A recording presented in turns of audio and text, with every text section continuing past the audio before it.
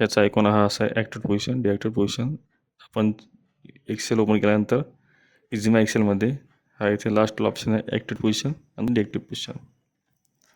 याचं काम असे आहे की आपण जेव्हा आता काम करत असतो, एखादी माहिती चेक करायचं काम पडते, तेव्हा आपल्याला कॉलम आणि रो इथे बॅलन्स भेटत नाही.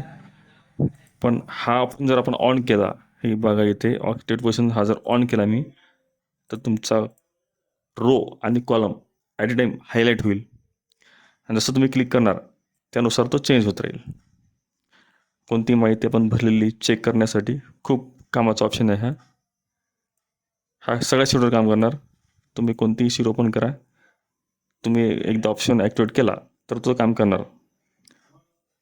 ज्यावेळेस तुम्हाला हा ऑप्शन डिॲक्टिव्ह करायचा असेल, म्हणजे तुमचं काम झाल्यानंतर तुम्हाला डिॲक्टिव्ह करायचं असेल, तर तुम्ही काय करायचं, तर डिॲक्टिव्ह पोझिशनला क्लिक करायचं, लगेच हा ऑप्शन डिॲक्टिव्ह होऊन जाईल.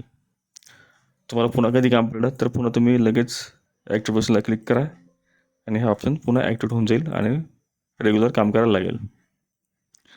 खूप छोटं ऑप्शन आहे पण अतिशय कामात पडतो बरेच वेळा. आपले हे सॉफ्टवेअर डाउनलोड करण्यासाठी तुम्ही गुगल लिंक किंवा आपल्या वेबसाईटवरून डाउनलोड करून घ्या. ॲक्टिवेशन फ्रीमध्ये आहे सध्या. डाउनलोड करा, ॲक्टिव्ह करून वापरून घ्या.